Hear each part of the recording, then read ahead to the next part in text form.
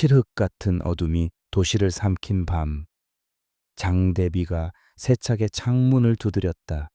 서울의 심장부에 우뚝 솟은 JN 호텔의 최상층 펜트하우스 스위트룸 안에서 서유하는 마지막 점검에 여념이 없었다. 그녀의 손끝에서 재탄생한 공간은 단순한 객실이 아니라 하나의 예술 작품이었다. 하지만 그녀의 얼굴에는 만족감 대신 절박함이 짙게 배어 있었다. 이 프로젝트는 그녀의 마지막 희망, 쓰러져가는 가족을 일으켜 세울 유일한 돈 가줄이었다. 아버지의 사업 실패로 남은 억대 빚과 병상에 누워 계신 어머니의 병원비는 27의 그녀가 감당하기엔 너무나도 무거운 짐이었다. 유하의 눈이 세심하게 공간을 훑었다. 최고급 대리석 바닥부터 천장의 은은한 조명까지 모든 것이 완벽하게 조화를 이루고 있었다. 그녀의 재능은 의심할 여지가 없었지만 세상은 재능만으로 살아갈 수 있는 곳이 아니었다. 수많은 밤을 세워가며 완성한 이 공간의 최종 승인만이 그녀를 지옥 같은 현실에서 구해 줄 수 있었다. 내일 있을 최종 프레젠테이션의 주인공 JN그룹의 냉혹한 CEO 강태준. 그의 마음에 들지 못한다면 모든 것이 물거품이 될 터였다. 그녀는 마른 입술을 축이며 마지막으로 쿠션의 각도를 조절했다. 그 순간 복도에서 날카로운 금속음과 함께 정적이 흘렀다. 같은 시각 강태준은 불쾌한 감정을 애써 억누르며 펜트하우스로 향하는 전용 엘리베이터에 몸을 실었다. 할아버지의 성화에 못 이겨나간 맞선 자리는 최악이었다. 상대인 태성그룹의 박소진은 머리부터 발끝까지 명품으로 치장한 채 오만한 미소로 자신을 평가하듯 바라보았다. 사랑 없는 정략 결혼. 그는 그런 것에 인생을 낭비하고 싶지 않았다. 일에 미쳐 사는 자신에게 결혼은 거추장스러운 족쇄의 일 뿐이었다. 엘리베이터가 부드럽게 상승하는 동안 그의 머릿속은 온통 신규 리조트 사업에 대한 생각으로 가득 찼다. 마침내 펜트하우스 층에 도착했음을 알리는 소리가 울리고 문이 열렸다. 그런데 그의 눈에 들어온 것은 텅 빈 공간이 아닌 낯선 여자의 뒷모습이었다. 태준의 미간이 순간적으로 좁혀졌다. 늦은 밤 자신의 개인 공간에 허락도 없이 들어와 있는 여자는 누구인가? 할아버지가 또 쓸데없는 짓을 벌인 것인가? 그는 여자가 값비싼 카펫 위에서 무언가를 정리하는 모습을 차갑게 응시했다. 여자의 옷차림은 수수했지만 공간에 대한 그녀의 세심한 손길에서는 전문가의 분위기가 풍겼다. 누구지? 태준의 목소리는 얼음장처럼 차가웠다. 그의 목소리에 화들짝 놀란 유하가 몸을 돌렸다. 그리고 그녀는 자신의 눈앞에 서 있는 남자를 보고 숨을 멈췄다. 완벽한 수트핏, 조각 같은 얼굴, 그리고 모든 것을 꿰뚫어 볼 듯한 깊고 차가운 눈빛. 사진으로만 보던 JN그룹의 CEO 강태준이었다. 유아는 심장이 철렁 내려앉는 것을 느꼈다. 아직 정식으로 허락받지 않은 공간에 남아있던 것을 들킨 상황. 그녀는 당황한 나머지 제대로 된 변명조차 떠올리지 못했다. 저는 인테리어 담당 디자이너 서유하입니다. 최종 점검 때문에. 하지만 태준은 그녀의 말을 끝까지 들을 생각이 없어 보였다. 그는 유하를 위아래로 훑어보며 비웃음에 가까운 표정을 지었다. 디자이너 이런 시간에 할아버지가 보냈나 보군.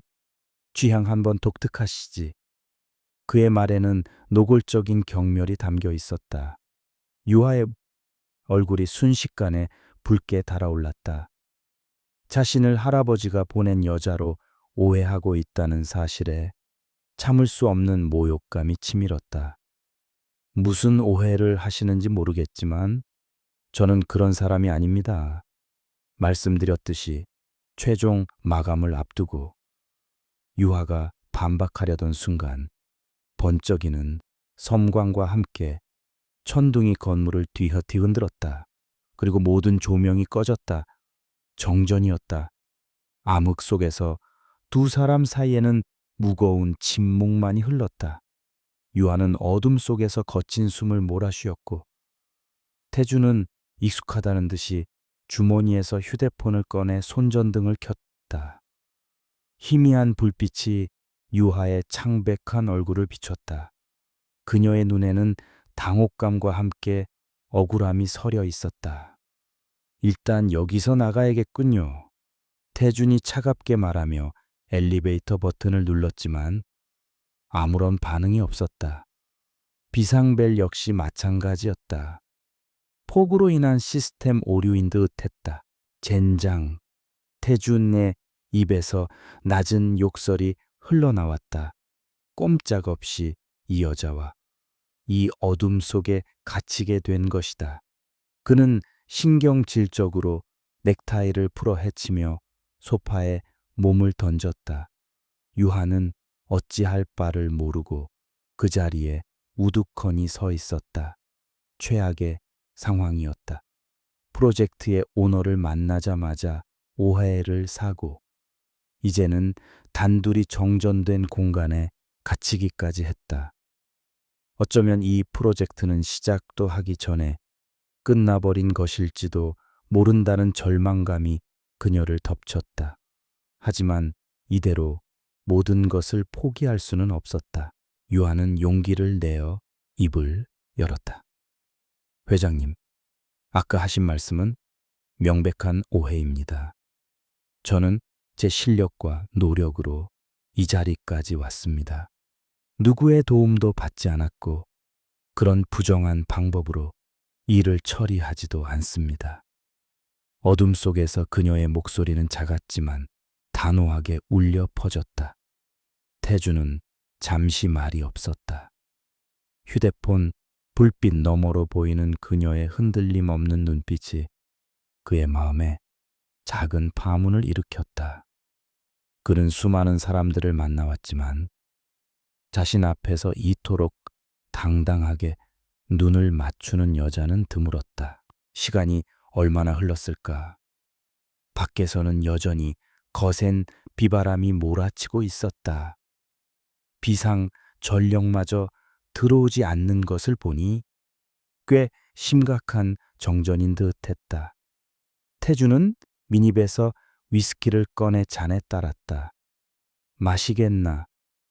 그의 갑작스러운 제안에 유하는 잠시 망설였지만 곧 고개를 끄덕였다. 얼음처럼 차가운 긴장감을 조금이라도 녹이고 싶었다.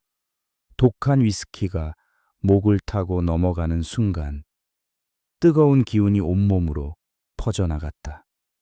긴장이 풀리자 그동안 억눌러 왔던 감정들이 조금씩 새어나오기 시작했다. 그들은 신기하게도 서로의 이름이나 신상에 대해서는 묻지 않았다. 대신 어둠과 알코올에 기대어 각자의 삶의 무게에 대해 털어놓기 시작했다. 유하는 디자인에 대한 자신의 열정과 꿈, 그리고 그것을 짓누르는 현실의 벽에 대해 이야기했다. 그녀의 목소리에는 지친 기색이 역력했지만 꿈을 이야기하는 눈은 그 어느 때보다 반짝였다. 태주는 말없이 그녀의 이야기를 들어주었다. 그는 그녀의 낡은 신발과 거친 손을 보았다. 그러면서도 최고급 자재와 디자인에 대해 막힘없이 이야기하는 그녀에게서 묘한 이질감과 함께 강한 인상을 받았다. 태준 역시 자신의 이야기를 조금 꺼내놓았다. 일에 대한 압박감, 아무도 믿을 수 없는 외로움, 그리고 자신의 삶을 마음대로 주무르려는 사람들로부터 느끼는 환멸감에 대해서 그의 목소리에는 언제나와 같은 냉소 대신 깊은 고독이 묻어 있었다. 유하는 냉혈한으로만 보였던 그의 모습 뒤에 숨겨진 인간적인 고뇌를 엿보았다. 그들은 서로에게서 동질감을 느꼈다. 화려한 펜트하우스 안 고립된 두 사람은 세상에서 가장 외로운 영혼들이었다. 위스키 병이 바닥을 드러낼 때쯤 그들 사이의 벽은 완전히 허물어져 있었다. 태주는 술에 취해 비틀거리는 유하를 부축했다. 그녀의 가녀린 어깨가 그의 손안에서 떨리고 있었다. 창밖으로 번개가 다시 한번 세상을 밝혔을 때 태주는 눈물로 젖은 그녀의 얼굴을 보았다. 그 순간 이성으로 무장했던 그의 단단한 갑옷에 균열이 생겼다. 그는 자신도 모르게 그녀의 눈물에 손을 뻗어 닦아주었다. 그리고 유하의 떨리는 숨결이 그의 손등에 닿았다. 그들의 시선이 허공에서 얽혔고 세상은 다시 한번 정적에 잠겼다. 거부할 수 없는 이끌림이었다. 외로움에 지친 두 영혼이 서로를 갈망하는 본능적인 끌림. 태주는 유하의 얼굴을 감싸고 천천히 입을 맞췄다. 독한 위스키 향과 그녀의 은은한 향기가 섞여 그의 정신을 아찔하게 만들었다. 유하는 저항하지 않았다. 아니, 저항할 수 없었다. 그의 품은 놀랍도록 따뜻했고 그녀는 그 온기 속으로 기꺼이 파고들었다. 그날 밤 그들은 서로의 상처를 보듬고 절망을 위로하며 하룻밤의 꿈 같은 시간을 보냈다. 현실의 무게도 내일의 걱정도 모두 잊은 채 오직 서로의 천에만 의지했다. 다음날 아침 희미한 햇살이 창틈으로 스며들었다. 유하는 먼저 잠에서 깨어났다. 옆에는 세상 모르고 잠든 태준의 얼굴이 보였다. 어젯밤의 일이 꿈처럼 아득하게 느껴졌다. 하지만 자신의 몸에 남은 그의 흔적과 흐트러진 옷가지들이 모든 것이 현실이었음을 증명하고 있었다. 수치심과 후회가 파도처럼 밀려왔다. 그녀는 서둘러 옷을 챙겨 입었다. 이대로 그가 깨어나기 전에 사라져야만 했다. 그녀는 도망치듯 펜트하우스를 빠져나왔다. 바닥에 자신의 작은 디자인 스케치북이 떨어져 있는 것도 모른 채 그날 밤 이후 몇 주가 흘렀다. 서유화의 삶은 거짓말처럼 안정을 되찾는 듯 보였다. 우려했던 것과 달리 펜트하우스 프로젝트 프레젠테이션은 성공적으로 끝났다. 다행히 강태주는 그 자리에 나타나지 않았고 그녀는 임원들 앞에서 자신의 디자인 콘셉트를 완벽하게 설명해낼 수 있었다. 프로젝트 성공으로 받은 장음은 가뭄의 단비와도 같았다. 당장 급한 빚을 해결하고 어머니의 밀린 병원비를 낼 수 있게 되자 비로소 숨통이 트이는 기분이었다. 유하는 그날 밤의 일을 하룻밤의 실수, 지독한 꿈으로 치부하며 필사적으로 기억에서 지워내려 애썼다. 그녀는 다시 평범한 일상으로 돌아가기 위해 발버둥 쳤다. 새로운 프로젝트를 따내기 위해 밤낮 없이 포트폴리오를 정리하고 발품을 팔며 여러 업체와 미팅을 가졌다. 하지만 몸은 그녀의 의지를 따라주지 않았다. 언제부터인가 극심한 피로감이 몰려왔고 아침마다 속이 메스꺼려 아무것도 넘길 수가 없었다. 평소라면 하루에 서너 잔은 마셨을 커피 향이 역하게 느껴지기 시작했고 좋아하던 음식 냄새에도 구역질이 났다. 처음에는 그저 과로와 스트레스 때문이라고 대수롭지 않게 넘겼다. 너 요새 안색이 안 좋아. 어디 아픈 거 아니야. 꼭 입덧하는 사람 같다. 그녀의 유일한 친구이자 룸메이트인 민지가 걱정스럽게 물었다. 유하는 손사래를 치며 웃어 넘겼다. 무슨 소리야. 그냥 좀 피곤해서 그래. 요즘 일이 많았잖아. 하지만 그녀의 심장은 서늘하게 내려앉고 있었다. 마음 한구석에서 스멀스멀 피어오르는 불안감을 애써 외면했다. 아닐 거야. 설마 아닐 거야. 스스로에게 주문을 외웠지만 불안감은 날이 갈수록 선명한 형태로 그녀를 옥죄어 왔다. 결정적인 순간은 예고 없이 찾아왔다. 달력에 표시해둔 날짜가 일주일이나 지났음에도 아무런 소식이 없었다.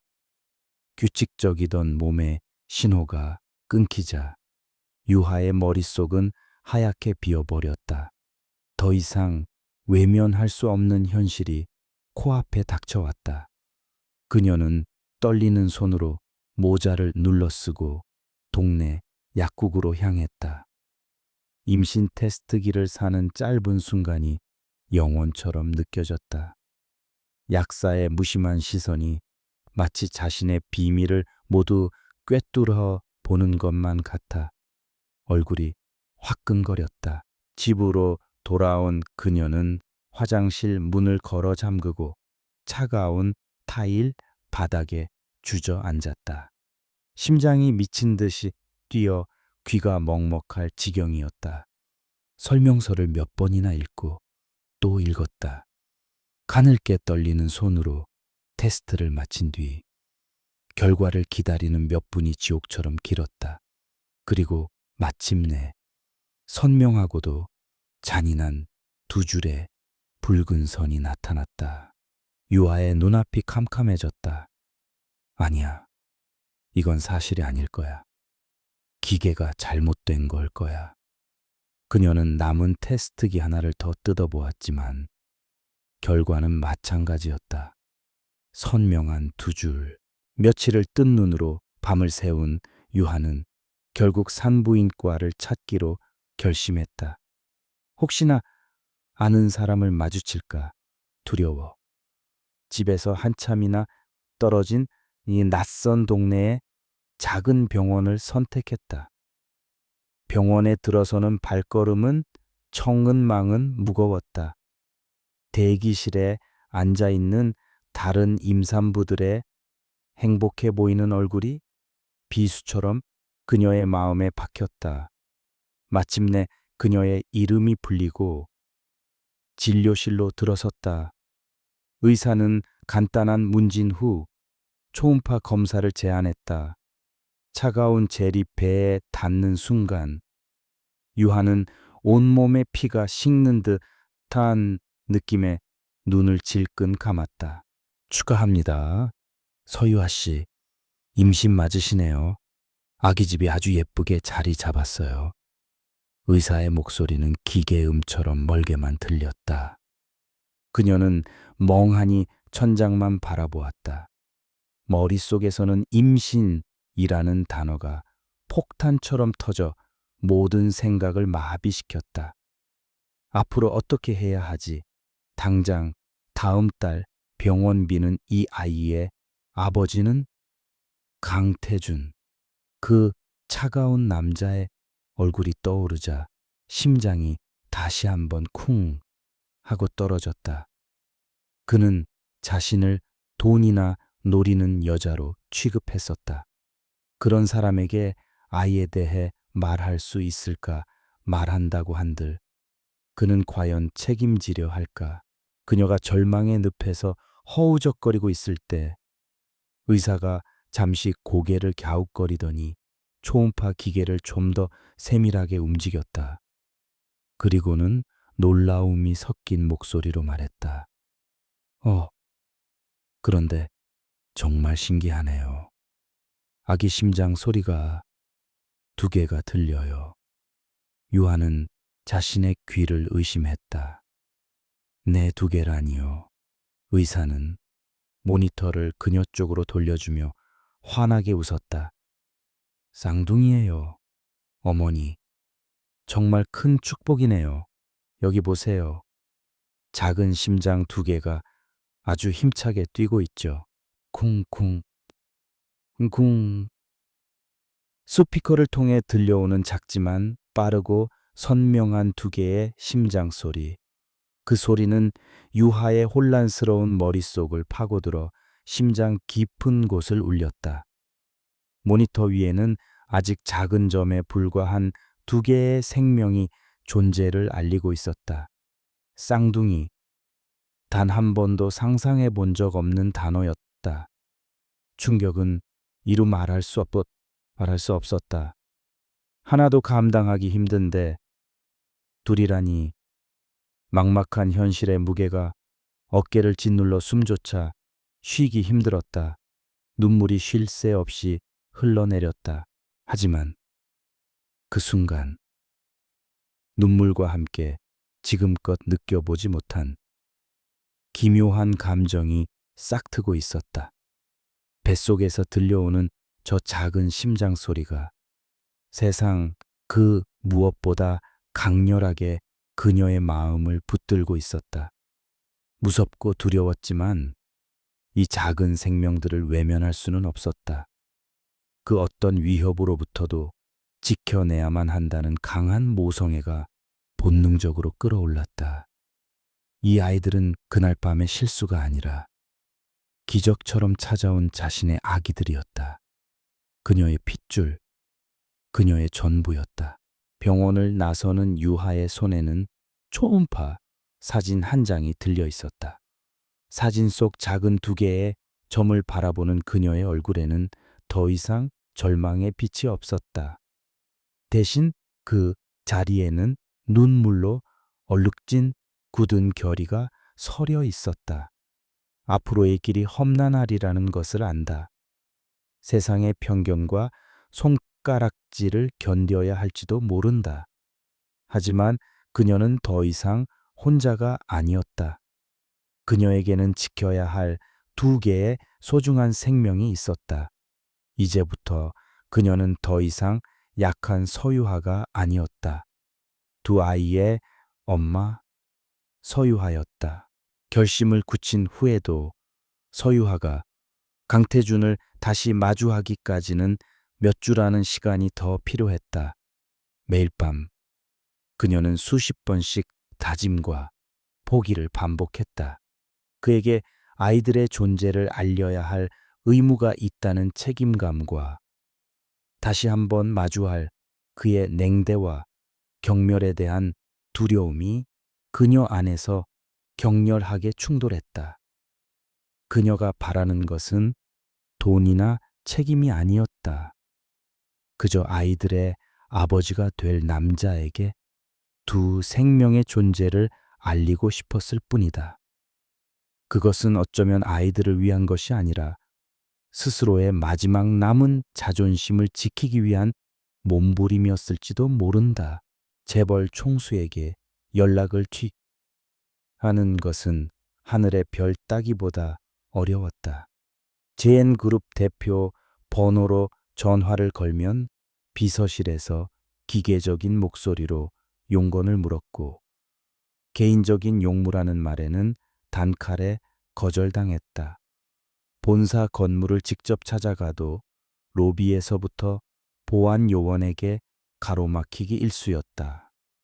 유하는 거대한 유리 성벽 앞에서 자신이 얼마나 작고 무력한 존재인지를 뼈저리게 실감했다. 포기하고 싶은 마음이 굴뚝 같았지만 그럴 때마다 뱃속에서 느껴지는 미약한 태동이 그녀를 다시 일으켜 세웠다. 그러던 어느 날 유한은 우연히 잡지 기사에서 강태준의 개인 비서인 김동진 실장의 이름을 보게 되었다. 지푸라기라도 잡는 심정으로 그녀는 매일 아침 JN그룹 본사 로비의 카페에 앉아 그가 나타나기만을 기다렸다. 며칠간의 허송세월 끝에 마침내 기회가 찾아왔다. 기사 속 사진과 똑같은 얼굴의 남자가 로비로 들어서는 것을 발견한 유한은 심장이 터질 듯한 것을 느끼며 그에게 다가갔다. 김동진 실장님, 맞으시죠? 잠시만 시간 좀 내주세요. 그녀의 목소리는 절박함에 가늘 게 떨리고 있었다. 김 실장은 낯선 여자의 등장에 경계심을 드러냈지만 창백한 얼굴로 간절하게 부탁하는 유하의 모습에서 평범한 스토커와는 다른 무언가를 느꼈다. 유하는 펜트하우스 프로젝트와 관련된 지극히 개인적이고 시급한 문제라며 그를 설득했다. 그녀의 눈빛에서 거짓 없는 절실함을 읽은 김 실장은 잠시 고민하더니 마침내 딱 5분의 시간을 허락했다. 그는 이것이 자신의 경력에 어떤 파장을 불러일으킬지 상상조차 하지 못했다. 김 실장의 안내를 받아 들어선 강태준의 집무실은 그 남자 자체를 보여주는 듯 했다. 서울의 정영이 한눈에 내려다 보이는 거대한 통유리창, 군더더기 하나 없는 최고급 가구들, 그리고 그 모든 것을 지배하는 차가운 공기. 유한은 숨이 턱 막히는 위압감에 저도 모르게 주먹을 꽉 쥐었다. 강태준은 거대한 책상 뒤에 앉아 서류에 몰두한 채 유하가 들어섰음에도 고개조차 들지 않았다. 그의 세상에서 그녀는 존재하지 않는 사람인 듯 했다. 김 실장이 조용히 문을 닫고 나가자 집무실 안에는 숨막히는 정적만이 남았다. 유하는 축축하게 젖어오는 손바닥을 스커트에 문질렀다. 심장이 목구멍까지 차오른 것 같았지만 여기서 물러설 수는 없었다. 그녀는 마른 입술을 열어 간신히 첫 마디를 내뱉었다. 시간 내주셔서 감사합니다. 그제야 태주는 서류에서 눈을 떼고 그녀를 바라보았다. 그의 눈빛은 여전히 무감정했고 마치 처음 보는 사람을 대하는 듯 낯설었다. 용건이 뭐지? 유한은 떨리는 손으로 가방에서 초음파 사진을 꺼내 그의 책상 위로 조심스럽게 밀었다. 몇 주 전 펜트하우스에서 만났던 서유하입니다. 그녀의 목소리가 미세하게 떨렸다. 임신했어요. 그리고 잠시 숨을 고른 뒤 덧붙였다. 쌍둥이에요. 태준의 시선이 초음파 사진에 잠시 머물렀다. 그의 무표정한 얼굴에 아주 희미한 균열이 스치는가 싶었지만 그것은 순식간에 사라지고 다시 얼음 같은 냉정함이 그 자리를 채웠다. 그는 사진에서 눈을 떼고 유하를 바라보았다.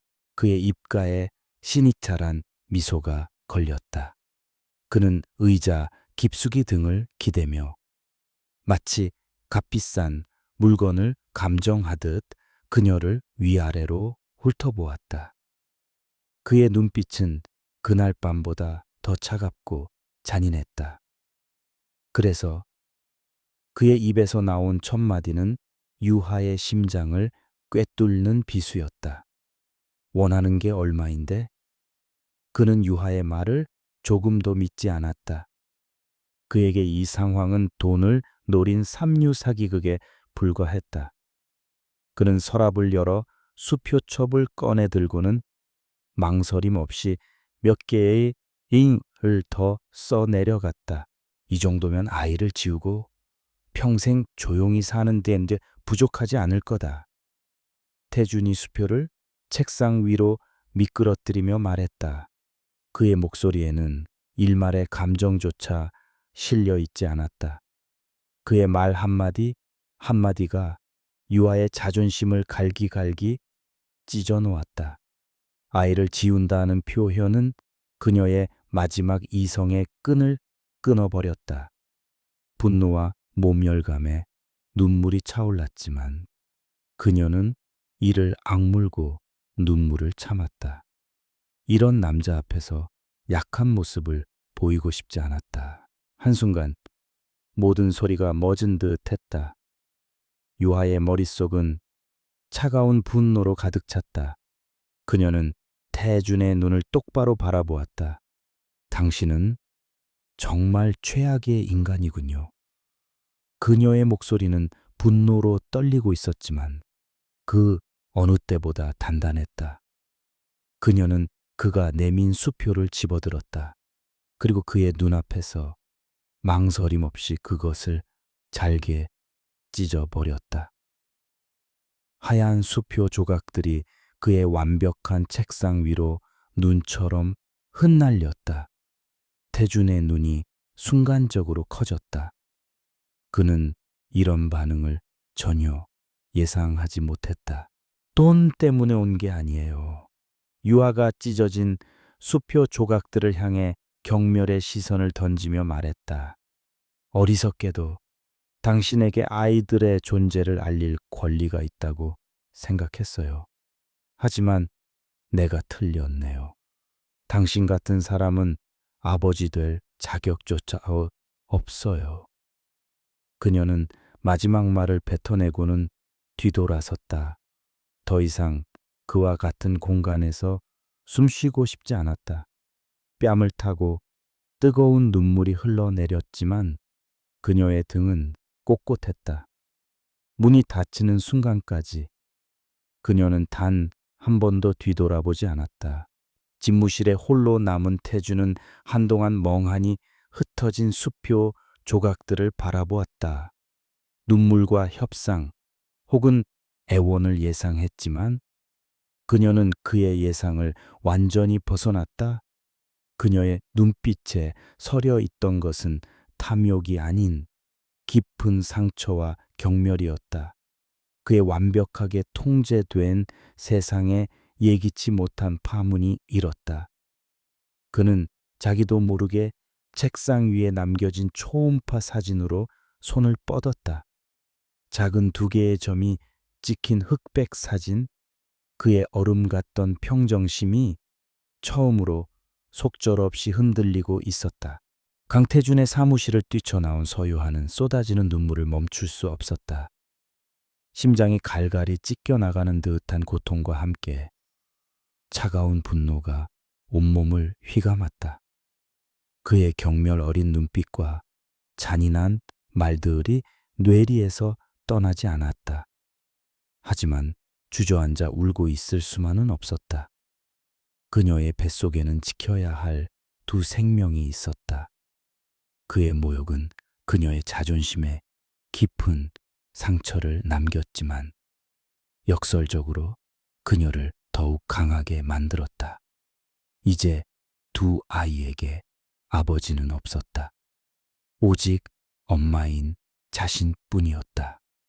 그날 이후 유하는 독하게 마음먹었다. 그녀는 가장 먼저 서울을 떠나기로 결심했다.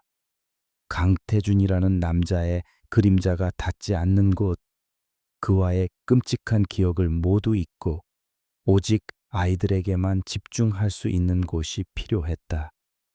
그녀는 펜트하우스 프로젝트로 받은 돈의 일부로 가장 시급한 빚을 정리하고 남은 돈을 챙겨 짐을 쌌다. 유일한 친구인 민지는 눈물을 흘리며 그녀를 말렸지만 유하의 결심은 확고했다. 나는 더 이상 도망치지 않아.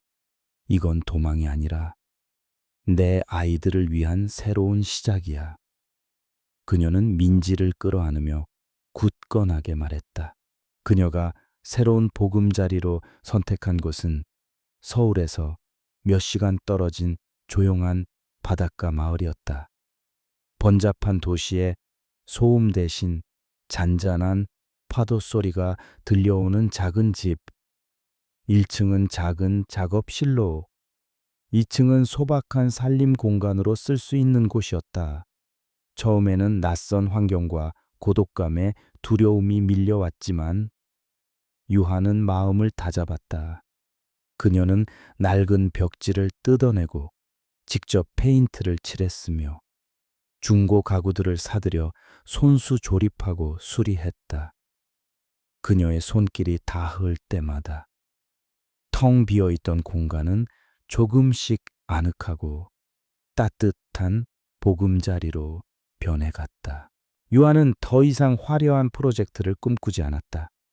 대신 온라인을 통해 소규모 디자인 외주 작업을 닥치는 대로 맡았다. 작은 카페의 로고 디자인부터 시작해 동화책, 삽화, 가구, 설계, 도면까지 돈이 되는 일이라면 무엇이든 가리지 않았다. 예전처럼 큰 돈을 벌 수는 없었지만 아이들을 맞이하기 위한 준비 자금을 차곡차곡 모아나갔다. 식사는 최대한 간단하게 해결했고 밖에서 사 먹는 커피 한 잔도 아까워 직접 원두를 갈아 마셨다. 그녀의 모든 삶은 이제 뱃속의 두 아이를 중심으로 돌아가고 있었다. 방 한쪽 구석에는 아이들을 위한 공간을 꾸미기 시작했다. 햇살이 가장 잘 드는 창가의 아기 침대가 놓일 자리를 마련하고 파스텔 톤의 벽지를 발랐다. 아직 성별도 모르는 아이들을 위해 남자아이와 여자아이 모두에게 어울릴 만한 작고 귀여운 동물 그림을 벽에 그려 넣었다. 서툰 바느질 솜씨로 아기 옷과 속사계를 만들며 그녀는 뱃속의 아이들에게 끊임없이 말을 걸었다. 아가들아, 엄마야, 여기가 너희들이 살게 될 집이란다. 비록 크고 화려하진 않지만 세상에서 가장 따뜻한 곳으로 만들어줄게. 한편 서울의 거대한 성 안에서 강태주는 지독한 불면의 밤을 보내고 있었다. 서유아가 그의 눈앞에서 수표를 찢어버리고 돌아섰던 그날의 장면이 잔상처럼 머릿속을 맴돌았다. 처음에는 계산된 연기, 더 큰 돈을 요구하기 위한 고도의 심리전이라고 치부했다. 하지만 시간이 지날수록 그녀의 눈빛에 서려 있던 깊은 상처와 분노가 진짜였을지도 모른다는 생각이 들었다. 그는 무의식적으로 책상 서랍을 열어 그녀가 두고 간 초음파 사진을 꺼내 보았다. 의미를 알 수 없는 두 개의 작은 점이 마치 자신을 향해 무언의 질문을 던지는 것 같았다. 그의 완벽했던 일상에 미세한 균열이 생기기 시작했다. 중요한 회의 시간에도 멍하니 창밖을 바라보는 일이 잦아졌고 사소한 일에도 비서와 직원들에게 날카롭게 반응했다. 김 실장은 이전보다 훨씬 더 예민하고 냉담해진 상사의 변화를 가장 가까이에서 지켜보며 의아함을 느꼈다. 태주는 펜트하우스 프로젝트 관련 서류를 다시 검토했다. 서류철 가장 앞쪽에 꽂힌 그녀의 이력서와 포트폴리오, 서유하라는 이름과 함께 그녀가 디자인한 따뜻하고 감성적인 공간들의 사진이 담겨 있었다. 그가 생각했던 돈에 굶주린 여자와는 너무나도 다른 모습이었다.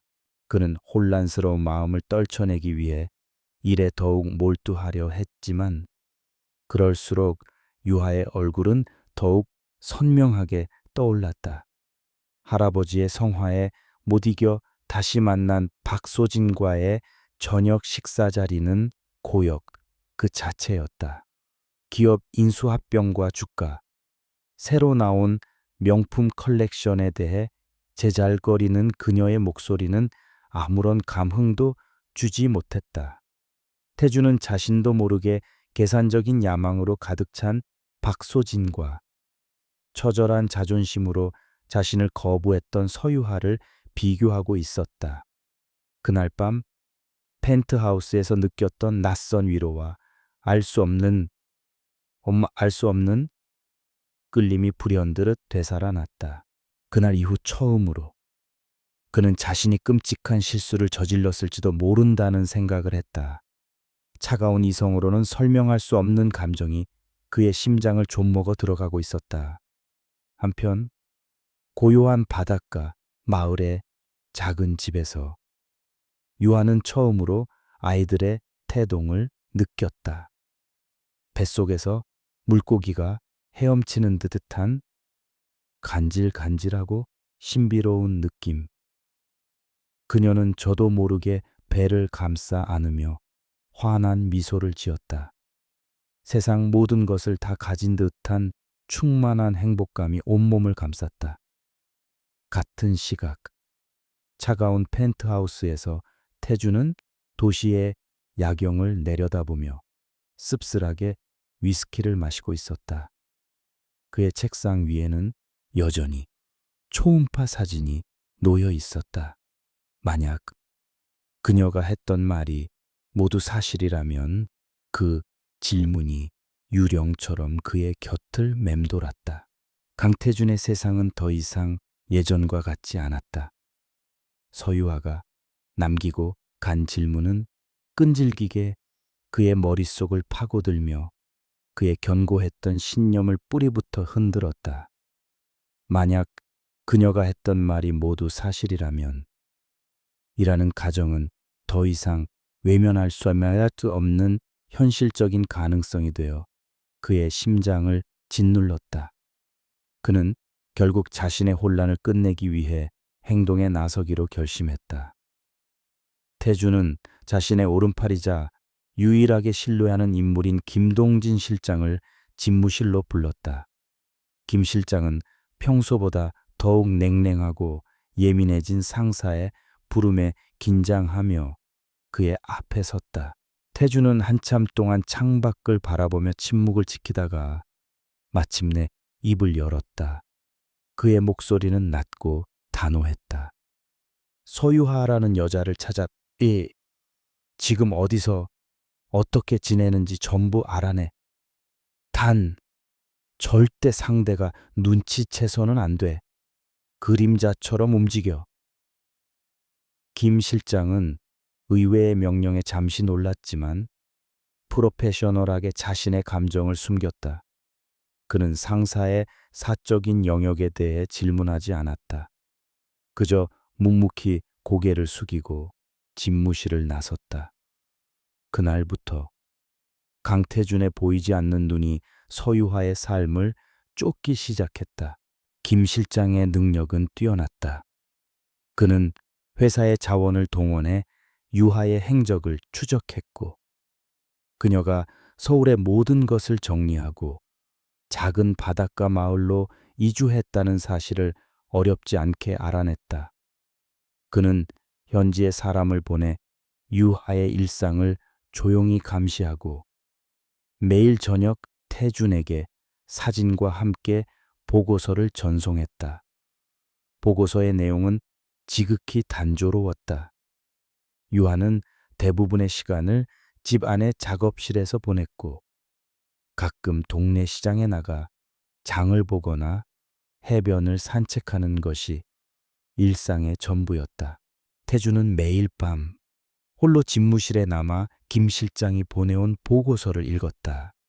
사진 속 유하는 서울에 있을 때보다 눈에 띄게 수척해져 있었지만 표정은 이상하리만치 평온해 보였다. 그녀는 소박한 식료품을 사고 낡은 스웨터를 입고 해변을 걸었다.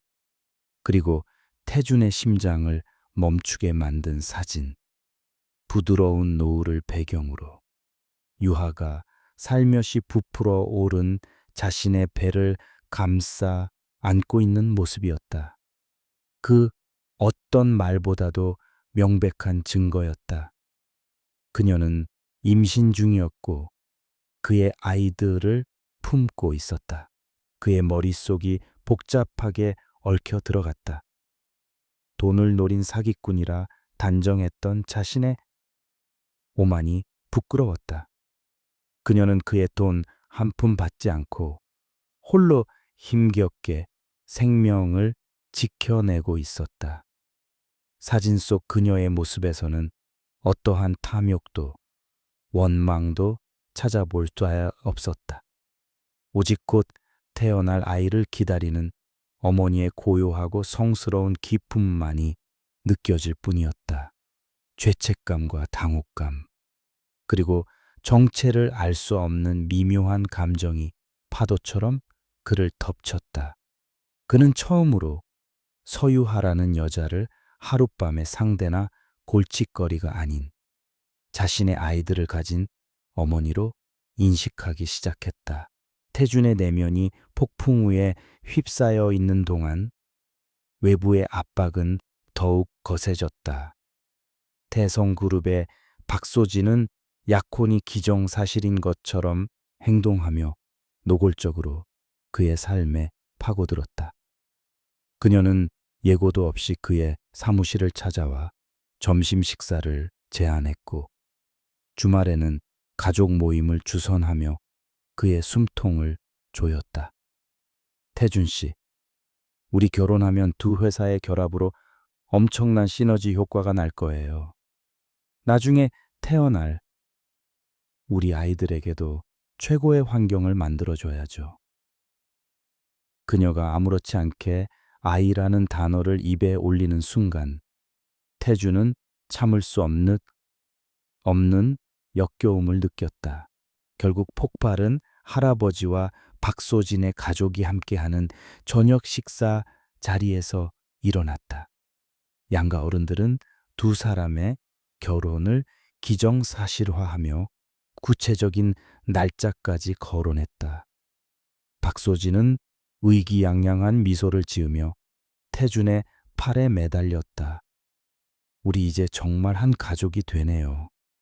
그 순간 태준의 머릿속에는 해변에서 홀로 배를 감싸고 있던 유하의 모습이 스쳐 지나갔다. 그는 자신도 모르게 자리에서 벌떡 일어났다. 이 결혼 없던 일로 하겠습니다. 그의 차가운 한마디에 식사 자리의 모든 대화가 멈췄다. 모두의 당황한 시선 속에서 태준은 어떤 변명도 하지 않고 식사 자리를 박차고 나왔다. 분노한 할아버지의 고함 소리가 등 뒤에서 들려왔지만 그는 멈추지 않았다. 그것은 그의 인생에서 처음으로 자신의 의지대로 행한 반항이었다. 그는 더 이상 타인이 정해준 길을 묵묵히 따라가는 인형이 되기를 거부했다. 모든 것이 시작되었던 펜트하우스로 돌아온 그는 극심한 혼란 속에서 술을 들이켰다. 책상 위에는 김 실장이 보내온 유하의 사진들이 흩어져 있었다. 그녀를 이대로 내버려 둘 수는 없었다. 죄책감이든 책임감이든 그는 이제 이 문제에 정면으로 부딪혀야만 했다. 그는 결심한 듯 차 키를 집어들었다. 그녀가 있는 곳으로 가야만 했다. 강태준이 서유하를 향해 차를 몰고 떠난 그 시각, 서울의 또 다른 곳에서는 검은 음모가 조용히 피어오르고 있었다. 태성그룹의 박 회장은 자신의 딸이 강태준에게 공개적으로 모욕당하고 파혼을 통보받았다는 사실에 경로했다. 그것은 단순한 자존심의 문제가 아니었다. JN그룹과의 합병을 통해 업계 1위의 자리를 굳히려던 그의 거대한 계획이 수포로 돌아간 것이었다. 분노는 곧 복수심으로 변했다. 그는 강태준을 무너뜨리고 그의 모든 것을 빼앗기로 결심했다. 박 회장은 사람을 시켜 강태준의 뒷조사를 시작했다. 털어서 먼지 안 나는 사람 없다는 말이 있듯이 완벽해 보이는 그에게도 분명 약점은 존재할 것이었다. 조사하는 생각보다 쉽게 풀렸다. 강태준을 미행하던 사람들은 그가 최근 특정 지역에서 온 보고서를 유난히 신경 써서 챙겨본다는 사실을 알아냈다. 그리고 그 보고서가 한적한 바닷가 마을에 사는 어떤 여자에 대한 것이라는 정보까지 입수했다. 박 회장의 직감은 날카롭게 움직였다. 그는 즉시 유능한 흥신소 인력을 고용해 그 여자의 뒤를 캐기 시작했고, 얼마 지나지 않아 충격적인 사진 한 장을 보고받았다. 아름다운 디레인을 뽐내며 해변을 걷고 있는 서유하의 사진이었다. 혼외자. 그것은 강태준의 완벽한 이미지에 흠집을 낼 수 있는 더할 나위 없이 좋은 먹구나 나오시 좋은 먹잇감이었다. 박 회장은 승리의 미소를 지었다. 그는 이 사실을 언론에 터뜨려 제엔그룹의 주가를 폭락시키고 혼란을 틈타 적대적 인수를 시도할 계획을 세웠다. 하지만 그는 서두르지 않았다. 사냥감을 한 번에 죽이는 것은 재미가 없었다. 그는 우선 강태준과 서유하를 심리적으로 압박하며 서서히 목을 조여오기로 했다. 그는 유하가 살고 있는 작은 바닷가 마을로 자신의 사람들을 보냈다. 그들의 임무는 그녀를 직접적으로 해치는 것이 아니었다. 그저 그녀의 평화로운 일상을 조금씩 망가뜨리며 보이지 않는 공포를 심어주는 것이었다. 유아의 평화로운 일상에 불길한 그림자가 들이우기 시작한 것은 그때부터였다. 처음에는 사소한 일들이었다. 작업실 문 앞에 죽은 새가 놓여 있거나 한밤중에 창밖에서 바스락거리는 소리가 들렸다. 처음에는 동네 길고양이의 짖거나 바람소리일 거라고 애써 대수롭지 않게 넘겼다. 하지만 이상한 일들은 점점 더 노골적으로 변해갔다. 낯선 검은색 차량이 며칠 동안 집 앞에 주차되어 있었고, 발신자 번호 표시 제한으로 걸려오는 전화에서는 아무런 소리도 들리지 않았다. 유하의 마음 속에 불안감이 싹트기 시작했다. 공포가 극에 달한 것은 어느 날 밤이었다. 작업을 마치고 잠자리에 들려던 유하는 1층 작업실에서 무언가 굴러가는 소리를 들었다. 심장이 철렁 내려앉았지만 그녀는 용기를 내어 조심스럽게 아래층으로 내려갔다. 문은 굳게 잠겨 있었지만 작업실 내부는 난장판이 되어 있었다. 도둑이 든 것일까? 하지만 없어진 물건은 하나도 없었다. 누군가 침입해 일부러 물건들을 어지럽혀 놓고 그녀가 아끼는 디자인 스케치북을 갈기갈기 찢어 놓았을 뿐이었다. 그것은 명백한 경고였다. 언제든 너의 공간에 들어갈 수 있다는. 유아는 그 자리에 주저앉아 떨리는 몸을 감싸 안았다. 누군가 자신을 지켜보고 있다는 사실이 피부로 느껴졌다.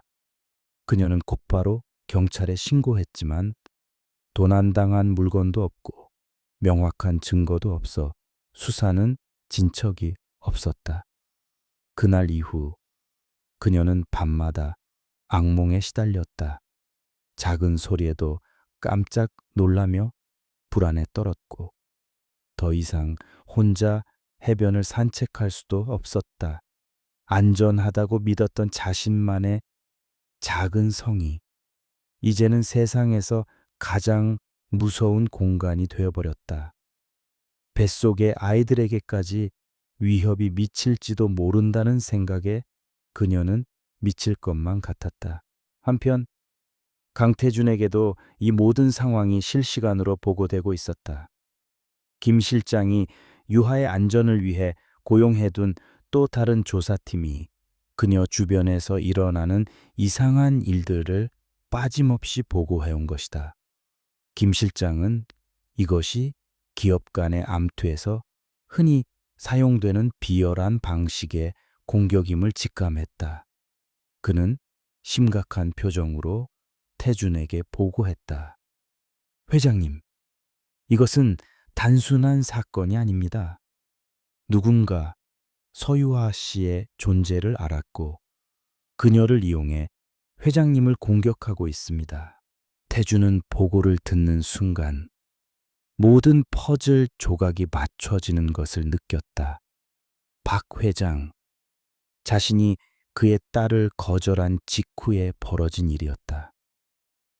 타이밍이 너무나도 절묘했다.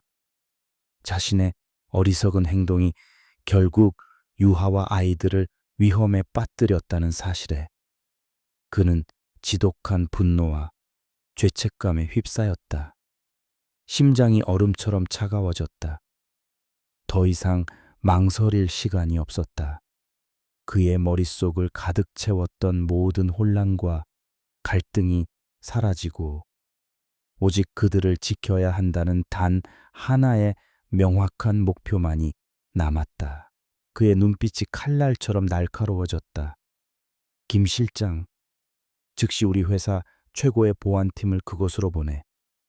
서유아 씨의 집 주변에 24시간 경계 태세를 구축하고 그녀의 안전을 최우선으로 확보해. 그리고 이 비열한 짓을 꾸민 놈들이 누군지 쥐새끼 한 마리까지 샅샅이 찾아내. 그의 목소리는 분노로 가득 차 있었지만 놀라울 정도로 침착했다. 그것은 전쟁을 앞둔 장수의 목소리였다. 그는 더 이상 멀리서 지켜보는 것만으로는 충분하지 않다는 것을 깨달았다. 그는 자신의 코트를 집어들고 문을 향해 걸어갔다. 이제는 그가 직접 가야만 했다.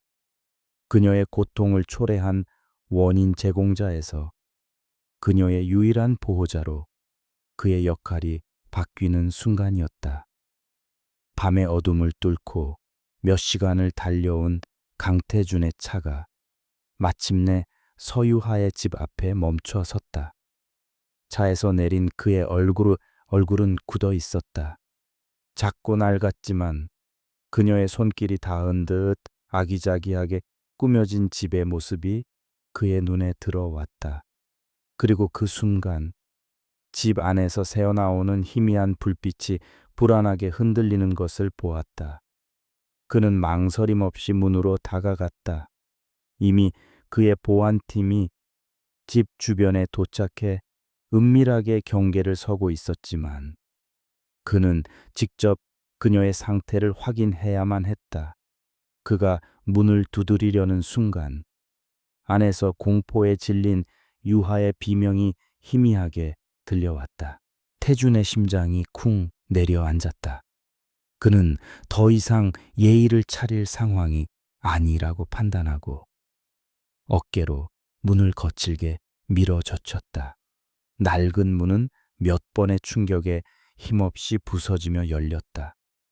그의 눈에 들어온 것은 엉망이 된 작업실 바닥에 주저앉아 공포에 질려 떨고 있는 유하의 모습이었다.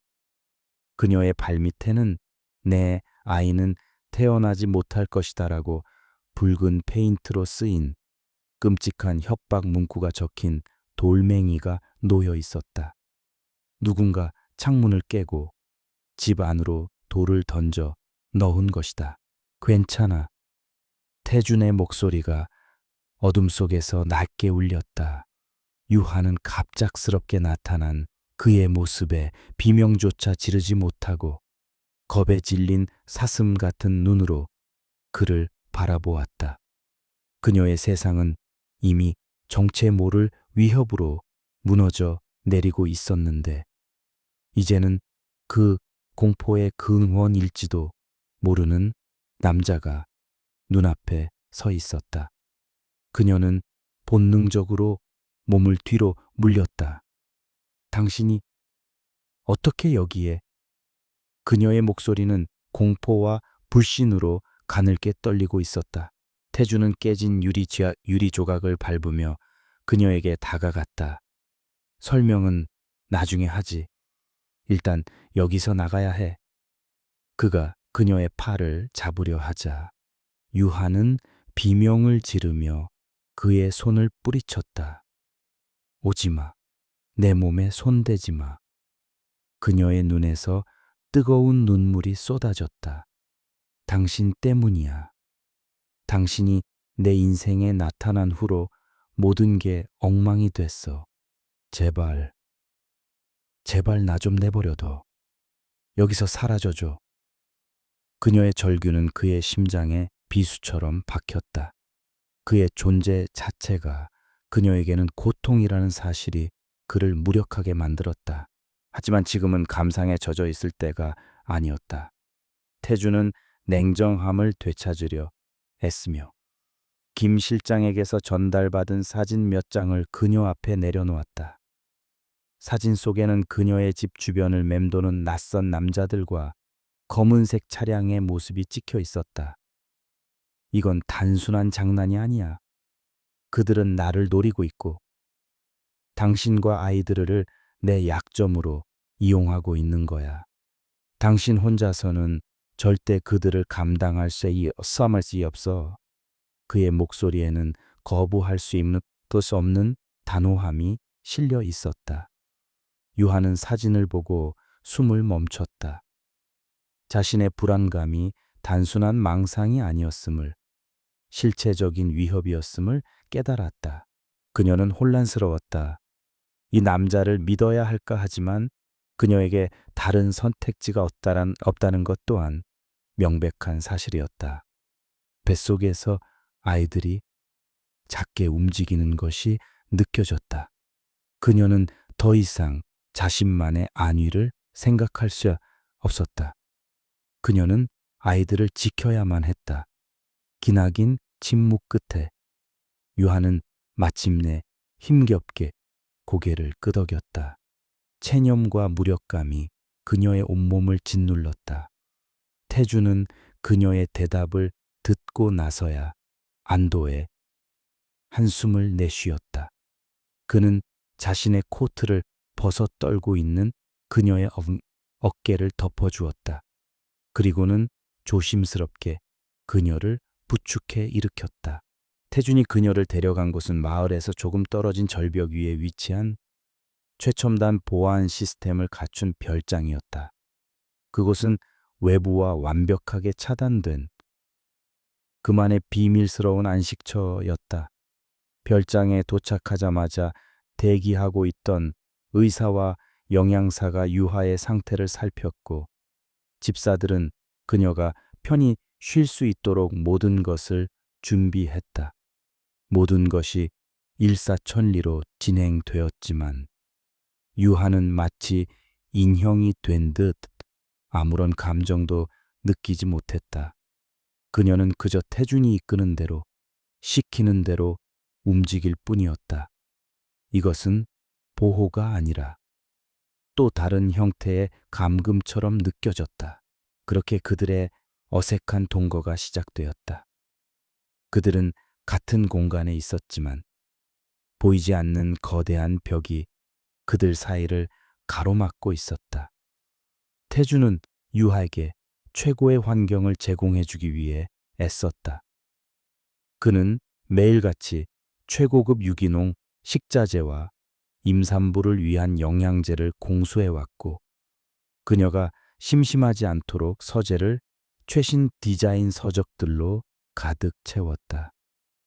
하지만 그의 방식은 서툴렀고 종종 일방적이었다. 그는 그녀에게 무엇을 원하는지 묻는 대신 자신이 옳다고 생각하는 것을 강요했다. 이걸 먹어. 아이들에게 좋다고 하더군. 밖에 나가지 마. 위험해. 그의 모든 말은 명령처럼 들렸고 유하는 점점 더 자신의 마음의 문을 굳게 닫아버렸다. 하지만 시간은 얼음장 같던 그들의 관계에도 미세한 균열을 만들어냈다. 유하는 밤늦도록 서재에서 일에 몰두하면서도 틈틈이 자신과 아이들의 안전을 체크하는 그의 모습을 보았다. 그녀가 잠든 것을 확인하고 나서야 지친 몸을 소파에 기대 잠이 드는 그의 모습에서 그녀는 이전에 보지 못했던 깊은 고뇌와 책임감을 읽었다. 태준 역시 마찬가지였다.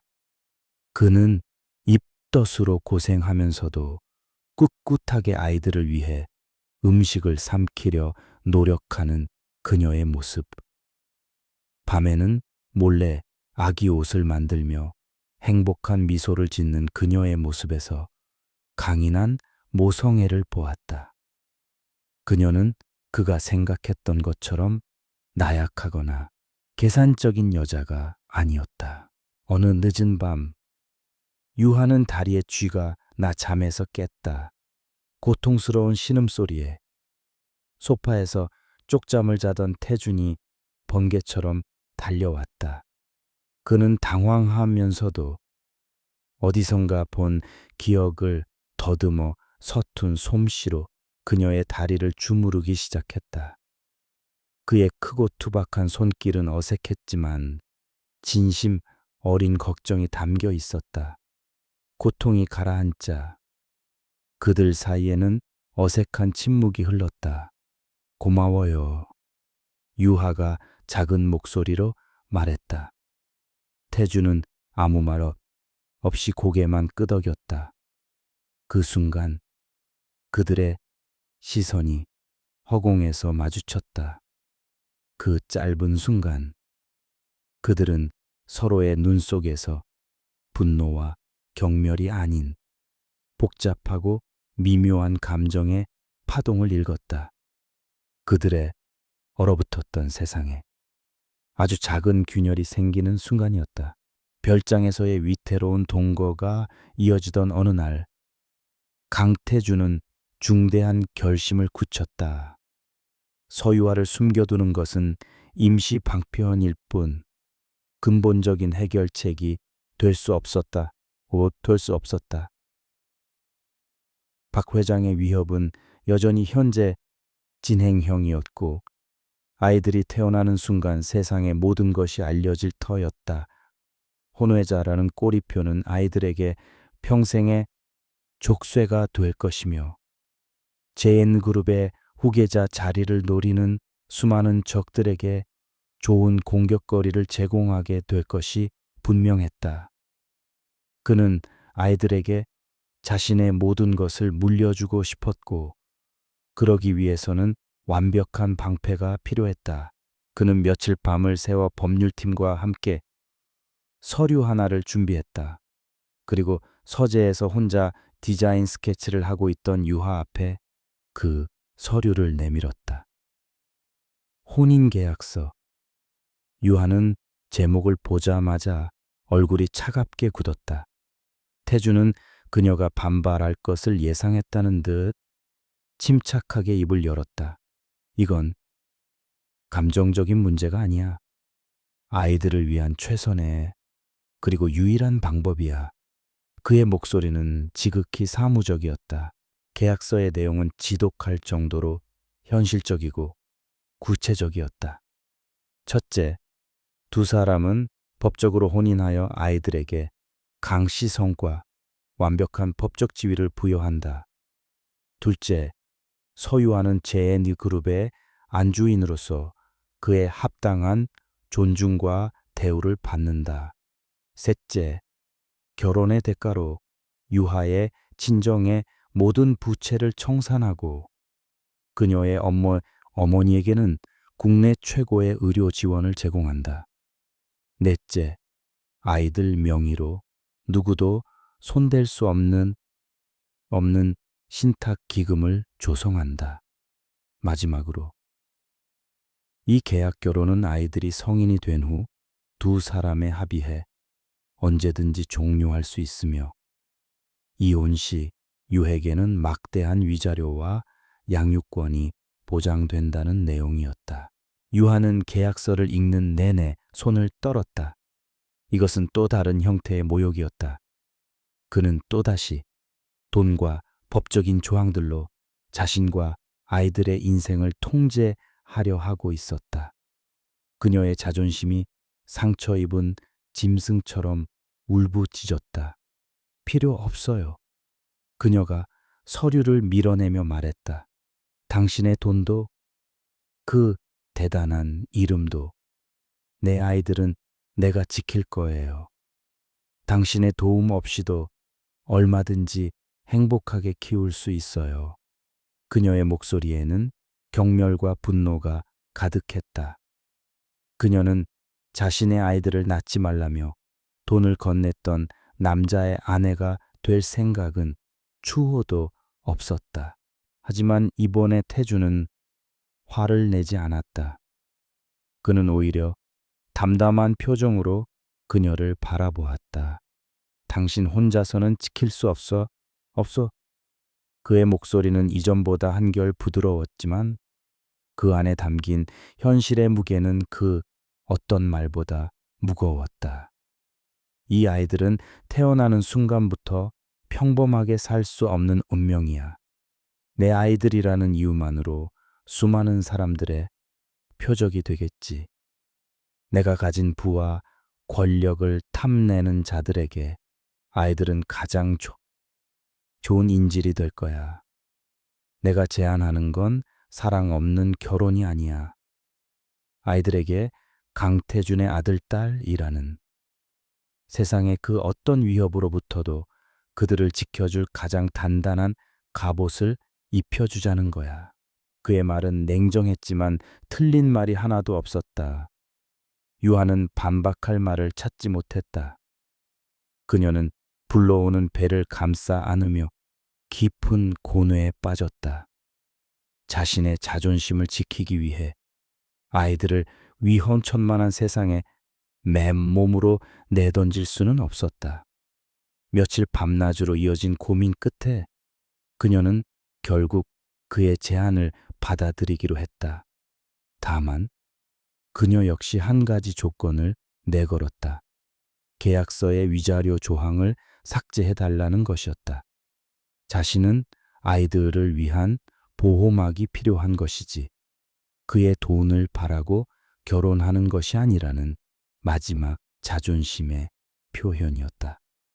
태주는 그녀의 조건에 잠시 놀란 표정을 짓더니 군말 없이 조항을 삭제했다.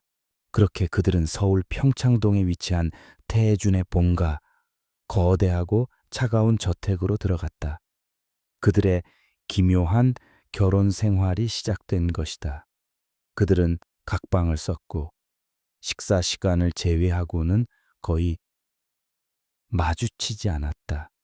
하지만 한 공간에 살게 되면서 그들의 일상에는 작은 변화들이 생겨나기 시작했다. 태주는 매일 아침 유하의 건강 상태를 묻는 것을 잊지 않았고 저녁 식사 시간에는 회사 일을 잠시 잊고 그녀와 시시콜콜한 대화를 나누려 노력했다. 유하는 차갑기만 하던 저택의 인테리어를 조금씩 따뜻한 분위기로 바꾸어 나갔고 그의 서재에 직접 디자인한 편안한 의자를 놓아주었다. 사무적인 관계라는 껍질 아래에서 진짜 감정들이 조심스럽게 싹을 틔우고 있었다. 태주는 야근을 줄이고 일찍 귀가하는 날이 많아졌다. 그는 그녀가 태동을 느끼며 신기해하는 모습을 멀리서 지켜보며 자신도 모르게 미소를 지었고 그녀가 밤에 잠을 설치는 것을 보고는 말없이 임산부용 바디필로우를 주문해 침실 앞에 놓아두었다. 유하 역시 그의 변화를 느끼고 있었다. 그녀는 그의 책상 위에 따뜻한 차를 놓아주었고 그가 좋아하는 반찬을 기억해 두었다가 식사 시간에 내놓았다. 말로는 표현하지 않았지만 그들은 서로를 조금씩 신경 쓰고 배려하기 시작했다. 결정적인 순간은 어느 주말 오후에 찾아왔다. 그들은 아이들 방에서 함께 아기 침대를 조립하고 있었다. 설명서를 보며 끙끙대던 중 나사를 건네주려던 유하의 손이 그의 손등에 스쳤다. 짧은 순간이었지만 짜릿한 전율이 두 사람 사이를 흘렀다. 그들은 동시에 고개를 들어 서로를 바라보았다. 그 순간 그들의 눈에 비친 것은 더 이상 비즈니스 파트너가 아니었다. 곧 아이들의 부모가 될 한 남자와 한 여자, 그들의 시선이 얽힌 채 방 안에는 고요한 설렘이 가득 찼다. 차가운 계약으로 시작된 관계가 진짜 온기를 품기 시작하는 순간이었다. 폭풍이 몰아치기 전에 고요함처럼 강태준과 서유아의 관계는 조심스러운 안정기에 접어들었다. 차가운 계약으로 시작된 관계였지만 매일의 일상을 공유하며 그들은 서로에게 서서히 물들어갔다. 태주는 더 이상 서툰 방식으로 그녀를 대하지 않았고 유아 역시 그를 향한 경계의 벽을 조금씩 허물고 있었다. 그들은 함께 산부인과에 가서 아이들의 심장 소리를 들었고 주말에는 아이 방에 놓을 가구를 함께 골랐다. 어색하지만 진실된 시간들이 쌓여가며 그들은 자신들도 모르는 사이에 진짜 부부가 되어가고 있었다. 하지만 그들의 행복을 시기하는 아기는 가장 방심한 순간을 노리고 있었다. 강태준에게 처참하게 거절당한 박소진과 복수심에 불타는 박 회장은 마지막 카드를 꺼내 들었다. 그들은 더 이상 유하를 협박하는 대신 대중을 이용해 강태준을 사회적으로 매장시키기로 결심했다. 그들은 영향력 있는 연예 매체에 두 사람에 대한 모든 것을 흘렸다. 하룻밤의 실수로 시작된 관계, 서유하의 가난한 가정 환경, 혼전 임신, 그리고 위자료가 포함된 혼인 계약서의 존재까지 모든 이야기는 유하를 돈을 노리고 재벌을 유혹한 교활한 여자로 태준을 그녀의 덫에 걸린 어리석은 남자로 보이도록 교묘하게 각색되었다. 기사가 터져 나온 순간 세상은 뒤집혔다. JN그룹 황태자, 신데렐라의 덫에 걸리다라는 자극적인 헤드라인이 모든 포털 사이트를 장식했다. JN그룹의 주가는 폭락하기 시작했고 회사와 저택 앞에는 진실을 요구하는 기자들이 구름처럼 몰려들었다. 태준의 할아버지인 강 회장은 불호령을 내렸고 이사들은 긴급 이사회를 소집하여 태준을 압박했다. 당장 저 여자와의 관계를 부정하고 이 모든 것이 그녀가 꾸민 자작극이라고 발표하라는 것이었다. 회사를 살리기 위해서는 그녀를 버려야만 한다는 차가운 논리가 그의 목을 조여왔다. 유아는 자신에게 쏟아지는 세상의 비난을 감당할 수 없었다. 꽃뱀, 인생 역전을 노린 기생충 같은 끔찍한 악플들이 그녀의 심장을 난도질했다. 그녀의 과거와 가족사에 대한 날조된 이야기들까지 퍼져나가자 그녀는 숨조차 쉴 수 없었다. 극심한 스트레스로 인해 배가 뭉치기 시작했고 의사는 절대적인 안정을 취하지 않으면 아이들이 위험할 수 있다고 경고했다.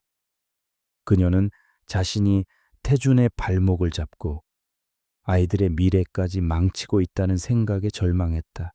그날 밤 태준은 아기 방에서 텅 빈 아기 침대를 보며 소리 없이 울고 있는 유하를 발견했다.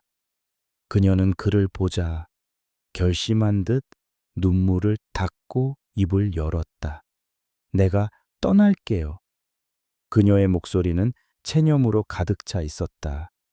내가 사라지면 모든 게 제자리로 돌아갈 거예요. 당신도, 회사도, 그리고 아이들도. 내가 조용히 낳아서 키울게요. 당신에게 더 이상 피해주지 않을게요. 자신의 모든 것을 희생하려는 그녀의 모습은 태준의 심장을 갈갈이 찢어 놓았다. 그 순간 그는 깨달았다. 회사도, 명예도, 돈도 이 여자와 아이들이 없다면 아무런 의미가 없다는 것을. 그는 처음으로 자신의 감정을 가감없이 드러냈다. 그는 유하를 품에 끌어안았다. 의무감이나 책임감이 아닌 절박한 사랑이었다. 가지마. 그의 목소리는 애원으로 떨리고 있었다. 네가 없으면 아무 소용없어. 당신과 아이들이 없는 제이느 그룹은 나에게 아무 의미 없어. 우리가 가족이잖아. 그는 그녀의 젖은 뺨을 감싸고 그녀의 눈을 깊이 들여다보았다. 내가 모든 걸 해결할게. 날 믿어. 그는 회사 법무팀과 가족들의 격렬한 반대를 무릅쓰고 긴급 기자회견을 열었다. 기자회견장은 수백 명의 기자들로 발 디딜 틈이 없었다. 수많은 카메라 플래시가 터지는 가운데 강태준이 무대 위로 걸어 나왔다. 모두가 그가 어떤 변명을 할지, 어떻게 서유화를 벌일지 숨죽이며 지켜보고 있었다. 하지만 그는 연단에 서자마자 뒤를 돌아 손을 내밀었다. 잠시 후 모두의 예상을 깨고 만삭의 서유화가 그의 손을 잡고 무대 위로 올라섰다. 장내에 충격의 술렁임이 퍼져나갔다. 태주는 세상 모든 사람들이 보란 듯이 그녀의 손을 굳게 잡았다. 그는 부인하지도 변명하지도 않았다. 카메라를 정면으로 응시하며 진실을 이야기했다. 서유아 씨가 제 아이를 임신한 것은 사실입니다. 하지만 그녀가 돈을 노리고 의도적으로 접근했다는 것은 악의적인 거짓말입니다. 그는 그녀의 재능과 자존심, 그리고 강인함에 대해 이야기했다. 그리고 마침내 그의 심장을 꺼내 보였다. 우리의 시작은 실수였을지 모릅니다. 하지만 이 여자와 사랑에 빠지고 아이들의 아버지가 되기로 결심한 것은 제 인생 최고의 선택이었습니다. 그녀는 저의 약점이 아닙니다. 그녀와 제 아이들은 저의 세상 전부이자 제가 살아가는 이유입니다. 그녀를 향한 공격은 저에 대한 공격으로 간주하겠습니다. 그는 연설을 마치고 카메라 앞에서 유하를 바라보며 모두가 들을 수 있도록 말했다. 사랑해, 유하야. 기자회견장은 한동안 정적에 휩싸였다. 그리고 곧이어 엄청난 양의 플래시 세례가 터져 나왔다. 그의 진심 어린 고백은 하룻밤 만에 모든 여론을 뒤집었다. 박 회장의 계략은 완벽하게 실패했고 강태준은 비정한 재벌 3세에서 사랑을 지키는 로맨티스트로, 유하는 비련의 신데렐라에서 강인한 여성의 상징으로 떠올랐다. 기자회견장을 빠져나오는 두 사람은 굳게 손을 맞잡고 있었다. 그들은 이제 가장 강력한 폭풍우를 함께 이겨낸 세상에서 가장 단단한 동지가 되어 있었다. 강태준의 진심 어린 고백은 세상을 뒤흔들었다. 기자회견 다음 날, 모든 언론의 헤드라인은 두 사람의 이야기로 도배되었다. 비난의 화살은 방향을 바꾸어 박 회장과 박소진에게로 향했다.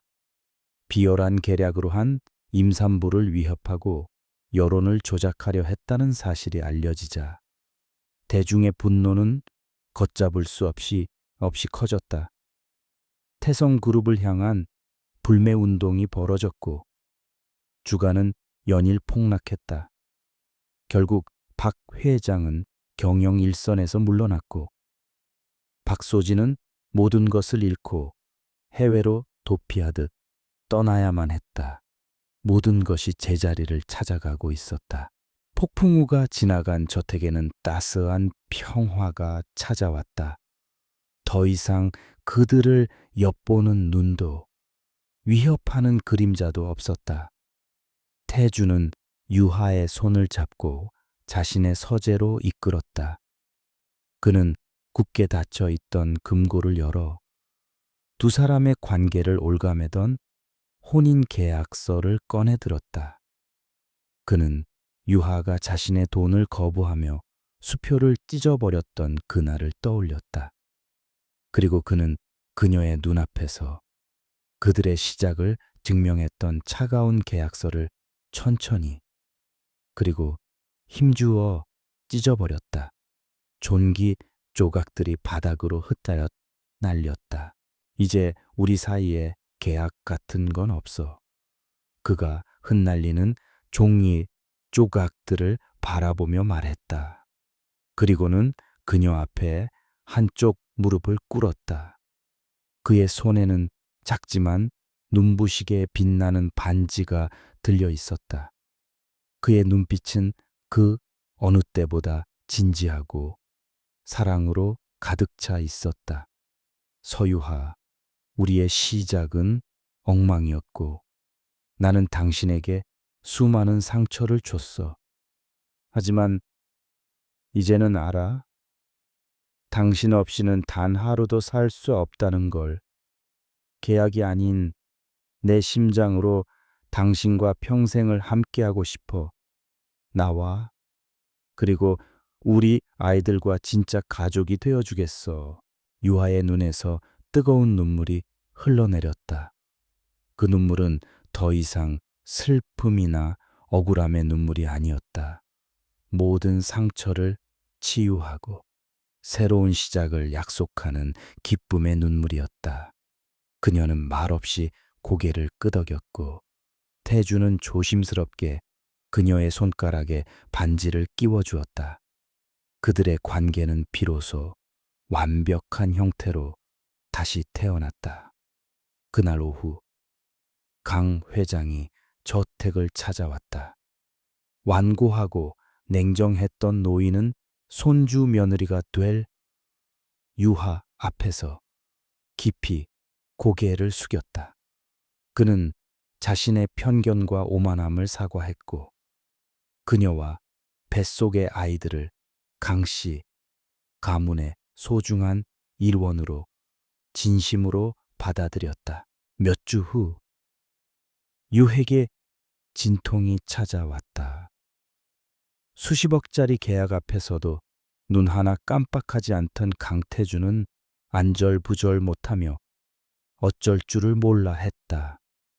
그는 분만실까지 따라 들어가 고통스러워하는 유하의 손을 밤새도록 놓지 않았다. 그는 그녀의 땀을 닦아주고 끊임없이 사랑한다고 속삭이며 그녀에게 힘을 주었다. 그리고 마침내 새벽의 여명이 밝아올 무렵 우렁찬 아기 울음소리가 분만실을 가득 채웠다. 잠시 후 또 다른 울음소리가 뒤따라 터져 나왔다. 건강한 아들과 딸, 사랑스러운 쌍둥이였다. 태주는 간호사가 건네주는 작은 생명들을 품에 안고 생전 처음 느껴보는 벅찬 감정에 말을 잇지 못했다. 자신의 피를 나눈 아이들, 서유하와 자신의 사랑의 결실.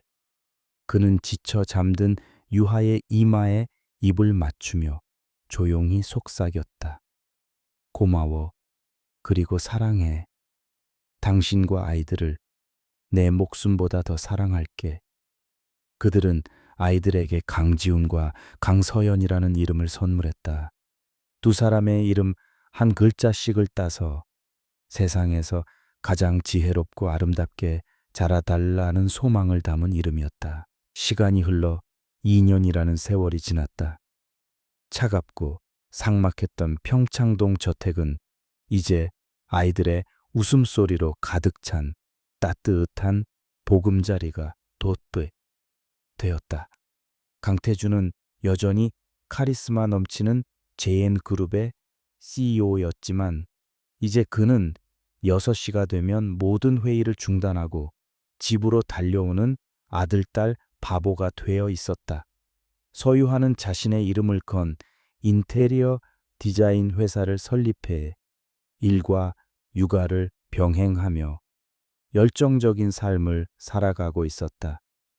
그녀의 회사는 태준의 든든한 지원 아래 업계에서 가장 주목받는 회사 중 하나로 성장했다.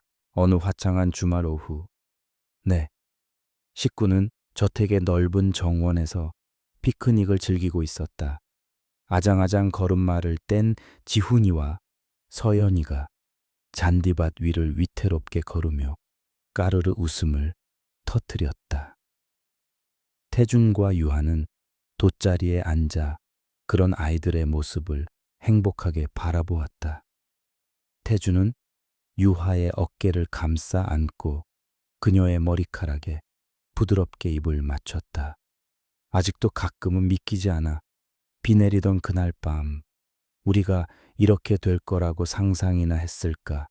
유하는 그의 가슴에 편안하게 기대며 미소 지었다. 실수였지만 내 인생 최고의 실수였어요. 두 사람은 서로를 바라보며 조용히 웃었다. 하룻밤의 운명적인 만남으로 시작된 그들의 이야기는 이제 막 새로운 장을 열고 있었다. 그것은 세상에서 가장 완벽하고 눈부신 해피엔딩이었다.